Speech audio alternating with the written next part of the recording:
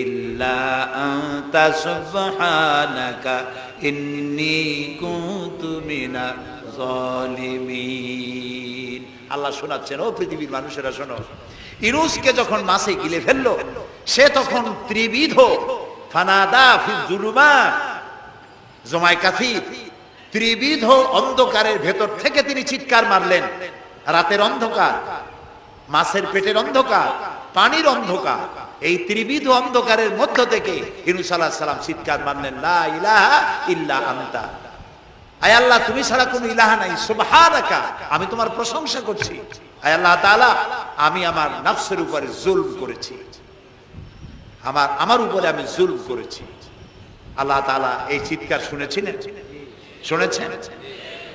হযরত ইউনূস আলাইহিস সালাম মাছের পেটের ভিতরে বসে যেই চিৎকার মেরেছিলেন কেউ শুনতে পায় নাই। পানির ভিতরে কেউ শোনে নাই, জমিনে কেউ শোনে নাই, অন্তরিক্ষেও কেউ শুনতে পায় নাই। আল্লাহ রাব্বুল আলামিন বলেন, আমি আরশের মালিক ইউনূসের চিৎকার আমি শুনেছি, শুধু শুনি নাই, জবাবও দিয়ে দিয়েছি। ফাস্তাজাবনা লাহু ওয়া নাজ্জাইনাহু মিনাল গাম্মি ওয়া কাযালিকা নুনজিল মুমিনিন। আমি ইউনূসের ডাকের সাড়া দিয়া দিলাম, বিপদ থেকে বাঁচাই দিলাম। মাছের পেটের ভিতরে যন্ত্রণা শুরু হয়ে গেল, মাছ দেখলো বমি না করলে আর বাঁচবো না, এমন অবস্থা মাছের হয়ে গেল। মাছ পেটের ব্যথার জ্বালায় বেশি উঠলো, কেনারায় চলে গেল। ইউনূস আলাইহিস সালামকে বমি করে ফেলে দিল, মাছও বাঁচলো, ইউনূস আলাইহিস সালামও বাঁচলেন। আল্লাহ তাআলা বলেন, শুধু ইউনূস রে নয়, ওয়া কাযালিকা নুনজিল মুমিনিন, আমার মুমিন বান্দারা যদি বিপদে পড়ে, এরকম বিপদে যদি পড়ে যায় আর আমারে যদি ডাকে, আমি আল্লাহ রাব্বুল আলামিন এই বিপদ থেকে, যত বড় বিপদ হোক, আমি আল্লাহ বাঁচায়ে দেব। তা আল্লাহ বিপদ থেকে বাঁচাবেন, আর আমি মুসলমান বিপদে পড়েছি, মাজারে গিয়া চাইলাম, নাউযুবিল্লাহ। বিশ্বাস করুন ভাই, বিশ্বাস করুন, কবরের ভিতরে যিনি শুয়ে আছেন, যত বড় পীর হোক, যত বড় খাজা বাবা হোক, আপনাকে সাহায্য তিনি করতে পারবেন না, পারবেন না, পারবেন না। একটু কমন সেন্সের কাছে অ্যাপিল করি, সাধারণ বিবেকের কাছে আপনাদের, যারা এই যে দেখুন হযরত শাহজালাল রাহমাতুল্লাহ আলাইহি সিলেটে শুয়ে আছেন, বলুন তো তার মাতৃভাষা কি? আরবি। তিনি ইয়েমেন থেকে এসেছেন। বাগেরহাটে শুয়ে আছেন হযরতে খান জাহান আলী রাহমাতুল্লাহ আলাইহি, তার মাতৃভাষা ছিল আরবি। হযরতে খাজা মঈনুদ্দিন চিশতি রাহমাতুল্লাহ আলাইহি শুয়ে আছেন আজমিরে, তার মাতৃভাষা আরবি। আমরা বাংলাদেশ থেকে, এই দেশ থেকে কোনো লোক গেল সিলেটে, গেল বাগেরহাটে অথবা বাগদাদে চলে গেল, এইসব বড় বড় আল্লাহর ওলিদের মাজারে গিয়ে বাংলা ভাষায় বলল, বাবা আমি তো বিপদে পড়ে আসছি, নির্বাচনে দাঁড়াইছি, আমি যেন জিততে পারি। অথবা দেখেন না, মাজার দিয়ে শুরু করে সবাই। অথবা যাই বললো যে আমার বিয়ে করেছি 15 বছর, বাচ্চা হয় না, আমার একটা বাচ্চা। অথবা মামলায় পড়েছি, আমার একটু জিতে, এত ব্যবসা করি, এত টাকা লস দিতে দিতে শেষ হয়ে গেছি। বাবা আপনি বললেন কোন ভাষায়? শাহজালাল খুব বুঝলেন, বড় পীর সাহেব খুব বুঝছেন। তাহলে আপনার 1 নম্বর ফায়ার মিস হয়ে গেছে, মিস ফায়ার। আচ্ছা, 2 নম্বর কথা হলো, যার কাছে আপনি চাইলেন তিনি ওখানে ঘুমন্ত আছেন না চেতনা আছেন, এ ব্যাপারে আপনার কোনো গ্যারান্টি আছে, নিশ্চয়তা আছে? আপনি যখন দোয়া করতেছিলেন তখন উনি চেতনা না ঘুমে? যদি ঘুমায় থাকেন তাহলে 2 নম্বর মিস ফায়ার। আপনি যা চিল্লাইলেন উনি কিছুই শুনল না। 3 নম্বরে, কবরে যে শাহজালাল রাহমাতুল্লাহ আলাইহি অথবা মঈনুদ্দিন চিশতি রাহমাতুল্লাহ আলাইহি, আল্লাহর ওলিরা, যত বড় বড় ওলি আল্লাহ আছেন, যার কাছে আপনি বিশ্বাস করেন ওলি হিসেবে, উনি যে কবরে আছেন তার নিশ্চয়তা কোথায়? কবরে তো নাও থাকতে পারে, কারণ আল্লাহ তাআলার 2টা জায়গা আছে করা। বিদেহী আত্মা, এই দেহ থেকে আত্মা যখন সরে যায়, আল্লাহ যখন নিয়ে যান, দেহটার তো কোনো দাম নাই, এটা হচ্ছে নশ্বর, আত্মা হচ্ছে অবিনশ্বর। এই দেহটা মাটির সাথে পচে যাবে, গলে যাবে, কোরআন শরীফে বহুবার বলা হয়েছে। তো আল্লাহ তাআলার 2টা মেহমানখানা আছে, একটা হলো সিজ্জিন, আর একটা নাম বলেন ইল্লিন। 2টা মেহমানখানা। যেমন এই পৃথিবীতেও মেহমানখানা 2 রকম হয়। সরকারের 2 রকম মেহমানখানা, চোর, ডাকাত, খুনি, বদমাশ, এগুলি যদি গ্রেফতার হয় তাহলে ওরা খাবে কি? ওদের তো শ্বশুর বাড়ি দিয়ে অথবা বাপের বাড়ি দিয়ে ভাত খাবার দেওয়া হবে না, গভর্নমেন্টের মেহমান হয়ে গেছে। কাজী এদের জন্য মেহমানখানা গভর্নমেন্টের একটা আছে, সরকারি মেহমানখানা। ওইটা কোনটা কোন তো? ও, তাও আপনারা চেনেন। আরেকটা মেহমানখানা হচ্ছে ভিআইপিদের জন্য, যারা ভেরি ইম্পর্টেন্ট পার্সন অথবা ভেরি ভেরি ইম্পর্টেন্ট পার্সন যারা, তাদের জন্য, অর্থাৎ প্রেসিডেন্ট, প্রধানমন্ত্রী, মন্ত্রী, এমপি, সচিব, ওনারা যখন বাংলাদেশের কোনো জায়গায় বেড়াতে যান তখন সরকারি মেহমানখানা ওনাদের জন্য থাকে। ওইটার নাম কি? সার্কিট হাউস, ডাক বাংলা ইত্যাদি, রেস্ট হাউস, এগুলি তার জন্য থাকে। তো পৃথিবীর মানুষের জন্য শ্রেণীভেদে যদি এ ধরনের মেহমানখানা থাকে, তো যারা নাকি দুনিয়া থেকে মারা যাবে ওদের জন্য আল্লাহর মেহমানখানা থাকতে নাই? আছে। এবং সেটা আগেই বলেছি, যারা জাহান্নামে যাবে ওদেরকে রাখা হবে সিজ্জিন নামক একটা মেহমানখানা আছে, ওখানে তারা থাকবে। আর যাদেরকে আল্লাহ জান্নাতে নিবেন, তো বিচারের আগে তো জান্নাতে নিবেন না, তাদেরকে ইল্লিন নামক সার্কিট হাউস জাতীয়, এই জাতীয় একটা ভালো জায়গায় আল্লাহ তাআলা তাদের রাখবেন। তাহলে আপনি যে কবরের কাছে যায় চাইলেন, হয় ঘুমায় আছে, আপনার ভাষা বুঝলো না, আর কবরে থাকলেও ঘুমে আছে নাকি তাও আপনি জানেন না, আর কবরে নাই এটাও হতে পারে যে আল্লাহ তাআলা অন্য কোথাও তাকে নিয়ে রেখেছেন। কাজেই তিনটা জিনিসই, আপনার পথের ভাড়া নষ্ট, পরিশ্রম নষ্ট, আর তিনটা ফায়ার করছিলেন, তিনটা ফায়ার মিস হয়ে গেল। তাহলে হবে এমন সত্তার কাছে, কোন পীর নয়, বুজুর্গ নয়, খাজা বাবা নয়, চাইতে হবে এমন সত্তার কাছে যিনি কখনো ঘুমান না, যিনি বাংলাও বোঝেন, ইংরেজিও বোঝেন, আরবিও বোঝে, উর্দুও বোঝে, সকল ভাষা যিনি সৃষ্টি করেছেন। সেরকম কেউ কি আছেন?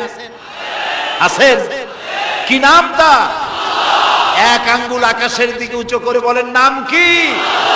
আরো জোরে বলেন, আবারও বলেন, সুবহানাল্লাহ, আলহামদুলিল্লাহ বলেন। এই জন্য নবী করিম সাল্লাল্লাহু আলাইহি ওয়াসাল্লাম বলেছেন, ওয়াইজা সাআলতা ফাসআলিল্লাহ, কিছু বলতে হলে আল্লাহরে বলো।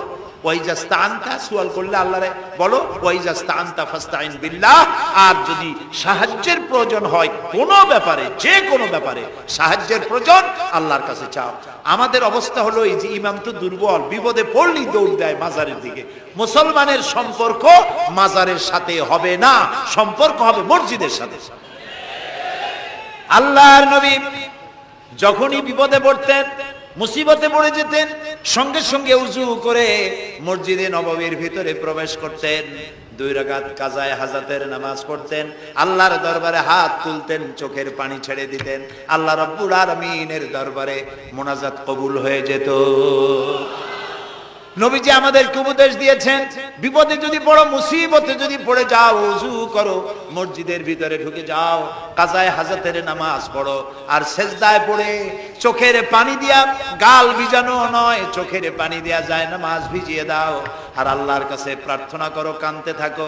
রব্বুল আলামিন, আল্লাহর নবী বলেছেন, বান্দা যদি গুনাহ মাফির জন্য গুনাহ করেছে, লজ্জায় অনুতপ্ত হয়ে অনুশোচনা করে বান্দা যখন কাঁদতে থাকে, চোখের পানি নাকের অর্ধেক আসতে না আসতে আল্লাহ রব্বুল আলামিন বান্দারে মাফ করে দেন। বিশেষ করে বুড়া মানুষ, আমাদের মধ্যে 2 শ্রেণীর লোক আছে, যুবক আর বৃদ্ধ। মাহফিলগুলিতে আল্লাহর মেহেরবানি যুবকেরা অনেক বেশি আসে, আলহামদুলিল্লাহ বলুন। এরকম আসতে করলেন কেন? আপনি তাকায় দেখেন, ডানে বায় তাকান, ডানে বায় তাকান, দাড়ি পাকা কয়জন আছে দেখেন। 2%, 3% or 5% দাড়ি পাকা হতে পারে, 95% যুবক আর যুবক। সুবহানাল্লাহ, আলহামদুলিল্লাহ।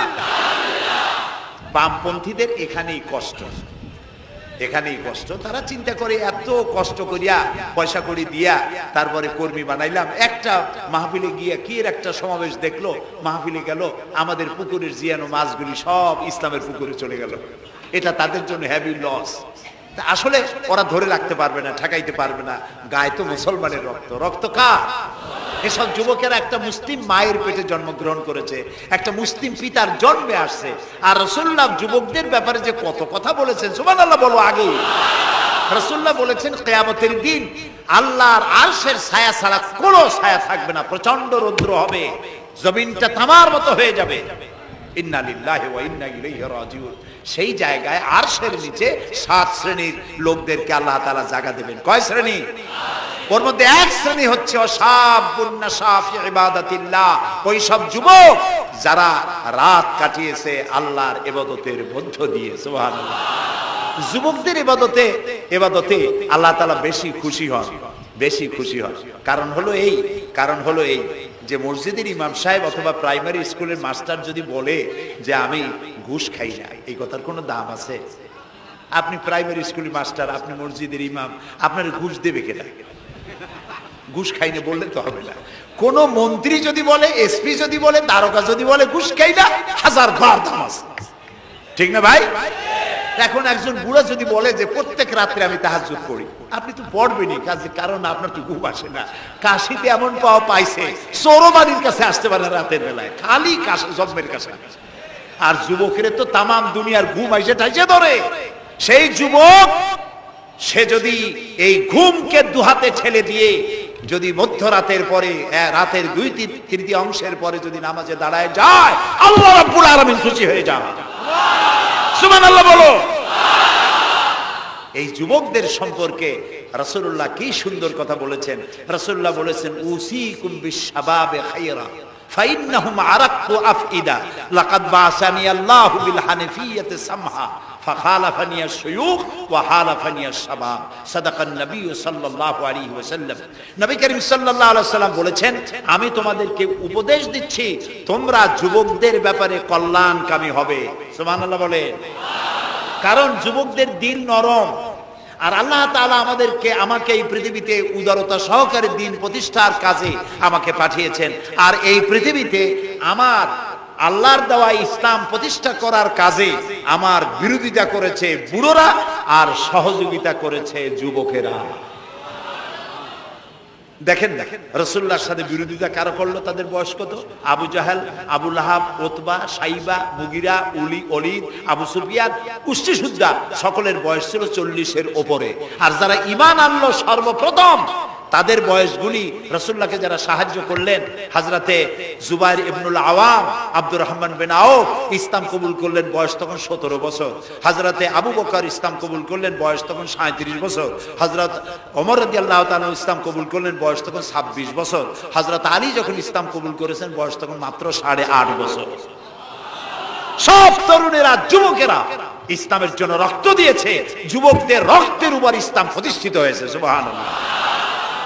সেই জন্য এই যৌবনকালে ইবাদতের মূল্য সর্বাধিক। আর বুড়োরাও যখন আল্লাহর দরবারে হাত তোলে, যারা বুড়ো আছেন, আমার বয়সে যারা এসে গেছেন বা আমার থেকে যাদের বয়স বেশি, আপনারা অসন্তুষ্ট হচ্ছেন না তো যে যুবকদের এত কইলাম আর আমরা কিছু পাইলাম না, এরকম বলবেন নাকি? এক বুড়ি এসে রাসূলুল্লাহকে বলছিলেন যে, রাসূল আমার জন্য দোয়া করেন, আমি যেন জান্নাতে যাইতে পারি। রাসূলুল্লাহ বলছেন, বুড়ি তো জান্নাতে যাবে না, বুড়ি জান্নাতে যাবে না, বুড়ি তো কান্দে শেষ। রাসূলুল্লাহ বলতেছেন জান্নাতে যাবে না, রাসূলুল্লাহ বলছেন বুড়ি কান্দো না, তুমি যখন জান্নাতে যাবা একেবারে যুবতী হয়ে যাবে, তখন তুমি বুড়ি থাকবা না। সুবহানাল্লাহ। সুতরাং বুড়ো মানুষের মন খারাপ করার কারণ নাই, ওই যৌবন কালটা আমরা সবাই পার করে এসেছি। সুবহানাল্লাহ। সেটা যদি ভালো কাজে করে থাকি আল্লাহর কাছে পুরস্কার পাবো, আর যদি অন্যায় করে থাকি সেজন্য আল্লাহর কাছে বিনীতভাবে ক্ষমা চাই। আল্লাহ আমাদের মাফ করুন, বলি আমিন, সবাই বলি আমিন। যুবক ভাইরা আর বৃদ্ধদেরকে এখন আরেকটি কথা বলতে চাই, সেটা হলো বুড়োরা যদি আল্লাহর কাছে যখন হাত তোলে, আল্লাহ তাআলা বলেছেন, হে রাসূল, ইসলামের মধ্যে থেকে যে চুল দাড়ি পাকাইছে, ইসলামের মধ্যে থেকে দাড়ি চুল পাকায় ফেলেছে, এই অবস্থায় আমার কাছে যদি হাত তোলে আর কাঁদতে থাকে, এই বুড়োটারে আমি খালি হাতে ফেরত দিতে আমার শরম করে। আমি কেমনে বুড়োটারে খালি হাতে ফিরাই? একবার হযরত ওমর রাদিয়াল্লাহু তাআলা নবী করিম সাল্লাল্লাহু আলাইহি ওয়াসাল্লামের ঘরে প্রবেশ করে দেখছেন তিনি কাঁদছেন। হযরত ওমর জিজ্ঞেস করলেন, ইয়া রাসূলুল্লাহ, আপনি কাঁদছেন কেন? তিনি বললেন, এইমাত্র জিবরিল এসেছিল, জিবরিল এসে আমারে বলে গেল যে আপনার উম্মতের মধ্যে যেই সব লোক ইসলামের মধ্যে থেকে দাড়ি চুল পাকিয়েছে, কিয়ামতের দিন আল্লাহ তাআলা ওই সব বুড়া বুড়িদেরকে শাস্তি দিতে লজ্জাবোধ করবেন। হযরত ওমর বলেন, ইয়া রাসূলুল্লাহ, এ তো আপনার উম্মতের জন্য শুভ সংবাদ, আপনি কাঁদেন কেন? আল্লাহর নবী বলেন, হে ওমর, আমার কান্নার কারণ ভিন্ন। আমার কান্নার কারণ হচ্ছে আমার লজ্জা করে, আমার লজ্জার অনুভূতিতে আঘাত লাগে এই ব্যাপারে যখন আমি চিন্তা করি যে আল্লাহ রাব্বুল আলামিন যেই বুড়াদেরকে কিয়ামতের দিন শাস্তি দিতে লজ্জা বোধ করবেন, সেই বৃদ্ধ মানুষগুলো আল্লাহর সাথে নাফরমানি করতে লজ্জা বোধ করে না। এই জন্য এই দুঃখে এই লজ্জা আমি কাঁদি। বয়সের একটা সীমা থাকা উচিত যে আপনি কোন পর্যন্ত পাপ করবেন। বুড়া হয়ে গেছে, তারপরে মদ খায়, তারপরে জেনা, ব্যভিচার, শয়তানি, বদমাশি, দাঁড়িয়ে এগুলি কি? দাড়ি চুল পাকা এগুলি কি? এগুলি আগে পাকতো না কারো। পৃথিবীতে সর্বপ্রথম দাড়ি আর চুল পেকেছে হযরত ইব্রাহিম আলাইহিস সালামের। এর আগে কারো দাড়ি চুল পাকে নাই। ইব্রাহিম আলাইহিস সালাম প্রশ্ন করলেন আল্লাহর কাছে যে আল্লাহ তাআলা এটা কি হলো আমার? আল্লাহ তাআলা বললেন এটা হচ্ছে ওয়াকার, এটা মর্যাদা, তোমার সম্মানকে বাড়িয়ে দেওয়া হলো। তো দাড়ি চুল পাকলে সম্মান বাড়ে। এই দাড়ি চুল পাকলো, এগুলি সিগন্যাল, সংকেত। দাড়ি পাকছে, সংকেত দেওয়া হলো তুমি কিন্তু বয়সের প্রান্তে এসেছো। চোখে কম দেখো, আর একটা সিগন্যাল মৌতের, আর একটা সিগন্যাল খাইয়া হজম করতে পারো না, আর একটা সিগন্যাল তুমি ঘুমাইতে পারো না, রাতের বেলা ঘুম আসে না, আর একটা সিগন্যাল দাঁড়াতে পারো না, কোমর ব্যথা করে, আর একটা সিগন্যাল। একটার পর একটা সিগন্যাল আসতেছে, 1 নম্বর 2 নম্বর, ডেঞ্জার সিগন্যাল নাম্বার 10। তারপরে হুঁশ হয় না মানুষের। নাউযুবিল্লাহি মিন যালিক। আল্লাহ তাআলা আমাদের হুঁশে আসার তৌফিক দান করুন, আমরা বলি আমিন। প্রিয় ভাই সব, খুব লম্বা করা যাবে না। 2 নম্বরে বলছিলাম আল্লাহর গুণাবলীর উপরে বিশ্বাস। 3 নম্বরে আল্লাহর কুদরত, আল্লাহর ক্ষমতায় বিশ্বাস। আল্লাহরে বিশ্বাস করি, এই কথার দাম নাই। দাম হবে 4টা শর্ত পূরণ করলে। কয়টা শর্ত? 3 নম্বরে আল্লাহর ক্ষমতা। 3 নম্বরে কি? আল্লাহর ক্ষমতা কি? আল্লাহর ক্ষমতা হচ্ছে রাতকে দিন বানান, দিনকে রাত বানান, জীবিতকে মৃত্যু করেন, মৃত্যুর ভিতর থেকে জীবন দান করেন, সাগরকে নগর বানান, নগরকে সাগর বানান। তিনি মরুভূমিতে ঝর্ণা, মরুভূমির ভিতরে পানির প্রস্রবণ চালু করে দিতে পারেন, মরা গাছে ফুল ফুটায় দিতে পারেন। শুধু 2টা অক্ষর কোন বলেন হও, আর সঙ্গে সঙ্গে হয়ে যায়। আল্লাহ তাআলা বলেছেন ফাআলুন লিমা ইউরিদ, যা খুশি তিনি তাই করতে পারেন। সুবহানাল্লাহ বলেন। এই মাত্র কয়েক মাস আগে সুনামি কি হয়েছিল? এইটা যদি হয় সুনামি, তাহলে কুনামি কি আল্লাহই জানে। সুনামি হইল মালয়েশিয়া, ইন্দোনেশিয়া, মালদ্বীপ, শ্রীলঙ্কা, ইন্ডিয়া, থাইল্যান্ড, এই উপকূলীয় এলাকায় সুনামি। মাত্র 1.5 মিনিট, 1.5 মিনিটের সুনামিতে জলকম্পন আর পানি কম্পনে 2.5 লক্ষ মানুষ শেষ, আর 1 লক্ষ মানুষের কোনো খোঁজ নাই। প্রায় 3.5 থেকে 4 লক্ষ মানুষ দুনিয়া থেকে বিদায় হয়ে গেল 1.5 মিনিটের মধ্যে। আর সমুদ্রের পানি 33 থেকে 35 ফিট উঁচু হয়ে পানি এসে নগর, গাড়ি বাড়ি ভেঙে চুরে পাতার মতো, শুষ্ক পাতার মতো সব উড়িয়ে ভাসিয়ে শেষ করে দিল। সুবহানাল্লাহ। আবহাওয়াবিদরা বলেছেন, বিজ্ঞানীরা বলেছেন এটা নাকি কি বলে ভারত মহাসাগরের অতল তলদেশে যেখানে মাটি, ওই মাটিরও কয়েক কিলোমিটার নিচে ফাটল ধরেছে। সেই ফাটল ধরে কি করিয়া জমিনে কম্পন লাগলো, পানিতেও কম্পন লাগলো। আমাদের এই যে ঢাকায় সকালবেলায় যারা মর্নিং ওয়াক যারা করেন, রমনা লেকের পাশ দিয়ে হাঁটতেছে, হঠাৎ পিছনে পানি মারছে, দেখে যে সকলের পিছনে পানি মারে কি, তাকায় দেখে রমনা লেকের পানি উথাল পাথাল হয়ে গেছে।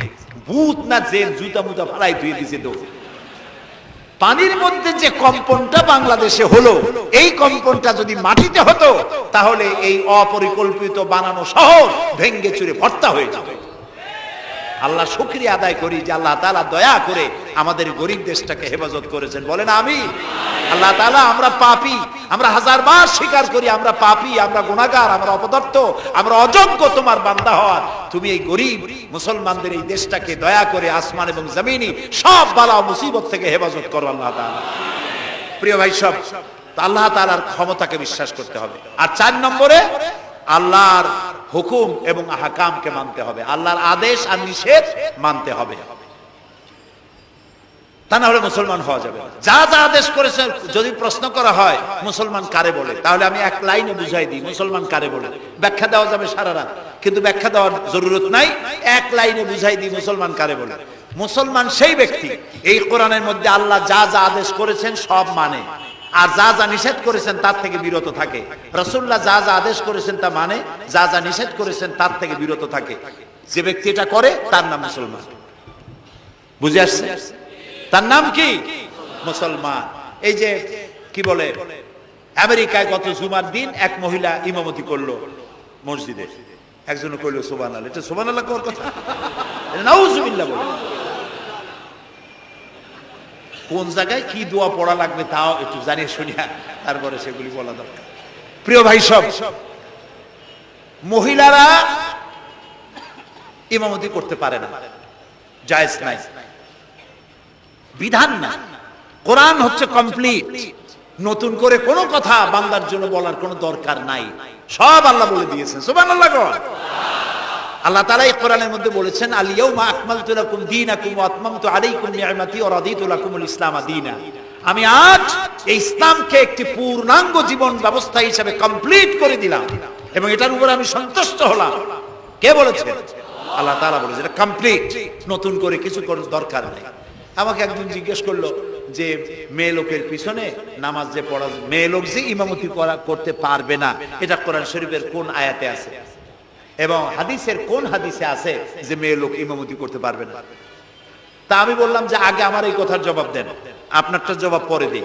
আমার কথার জবাব আগে দেন। মাগরিবের নামাজ কয় রাকাত পড়ি? ফরজ 3 রাকাত। 4 রাকাত পড়া যাবে না, এটা কোরআন শরীফের কোন আয়াতে আছে, কোন হাদিসে আছে? ফজরের নামাজ ফরজ কয় রাকাত? 3 রাকাত পড়া যাবে না, অথবা 4 রাকাতও পড়া যাবে না, এটা কোন হাদিসে আছে, কোন আয়াতে আছে? কয় যে কোনো জায়গায় নেই। তাই বললাম ওটাও কোনো জায়গায় নেই। রাসূলুল্লাহ ইবাদতের যে নমুনা দেখিয়েছেন, যেভাবে করেছেন, তিনি 2 রাকাত ফজরের নামাজ 2 রাকাত পড়েছেন, আল্লাহ বলে দিয়েছেন ওইটাই ফরজ, ওর 1 রাকাত বেশি পড়া যাবে না। 3 রাকাত মাগরিব, 1 রাকাত বাড়ানো যাবে না। যোহর সব দিন যোহর পড়ি 4 রাকাত ফরজ, আর যোহরের ওই নামাজটি জুমার দিনে কয় রাকাত পড়ি? 2 রাকাত ফরজ পড়ি। এই কনসেশন কে করলো? না, আল্লাহ করেন না। এই কনসেশন করেছেন মুহাম্মদ রাসূলুল্লাহ সাল্লাল্লাহু আলাইহি ওয়াসাল্লাম। ইবাদত রাসূলুল্লাহ যদি 2 রাকাত পড়েন, 2 রাকাত পড়াই ফরজ। যদি ইবাদতের যে সব নমুনা তিনি দেখাইছেন তার থেকে ইবাদতের নতুন কোন নমুনা দেখাবার কোনো সুযোগ নাই। মহিলাদের আল্লাহ পাক এই পৃথিবীতে একজন মেয়ে লোককে নবী বানান নাই, বানিয়েছেন? যদি মহিলাদের ইমামতি জায়েজ থাকবে, তাহলে নবী করিম সাল্লাল্লাহু আলাইহি সাল্লামের জামানায় না হোক, অন্তত তার ইন্তেকালের পরে তার স্ত্রী আমাদের মা হযরত আয়েশা সিদ্দিকা রাদিয়াল্লাহু তাআলা আনহা এবং খাতুনে জান্নাত হযরত ফাতেমা রাদিয়াল্লাহু তাআলা আনহা মসজিদে নববীতে অন্তত একদিনের জন্য হলেও জুমার নামাজের ইমামতি করার চান্স পেতেন। সুতরাং ইসলামে নাই, ইতিহাসে নাই। এগুলি হচ্ছে ইসলামের বিরুদ্ধে পরিচালিত যত ষড়যন্ত্র বর্তমান যুগে শুরু হয়েছে, এটাও তার আরেকটি ষড়যন্ত্র ইসলামের বিরুদ্ধে। প্রিয় ভাই সব, এই জন্য আমাদের মনে রাখতে হবে নতুন কোনো কথা আমরা মানি না। কোরআন এবং হাদিসের মধ্যে আল্লাহ তাআলা সব কমপ্লিট করে দিয়েছে। সুবহানাল্লাহ ওয়া বিহামদিহি।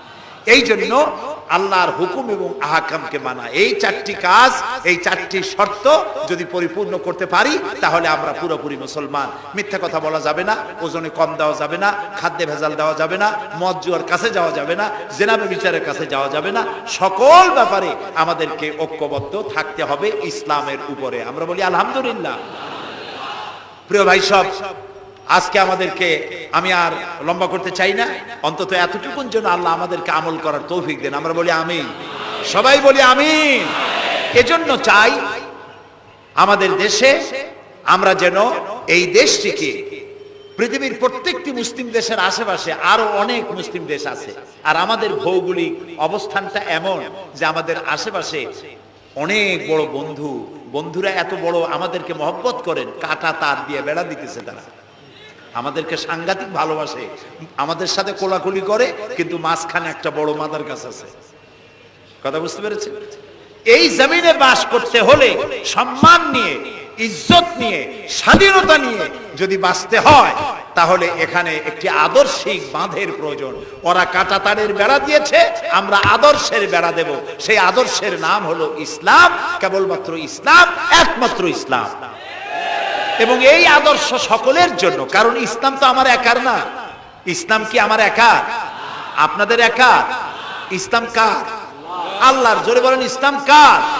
অনেকে প্রশ্ন করেন যে ইসলাম যে আপনারা ইসলাম করেন, ইসলাম যদি পৃথিবীতে আসে, যদি বাংলাদেশে কায়েম হয়, তাহলে হিন্দু খ্রিস্টান বৌদ্ধ ওদের কি হবে? তা আমি বলি দেখেন, মায়ের চাইতে খালার মহব্বত বেশি হওয়া এটা খুব সুলক্ষণ না। এটা কি লক্ষণ? এটা একটা কুলক্ষণ। হিন্দু কার? জবাব দেন, হিন্দু কার? খ্রিস্টান কার? বৌদ্ধ কার? ইহুদি কার? আমরা কার?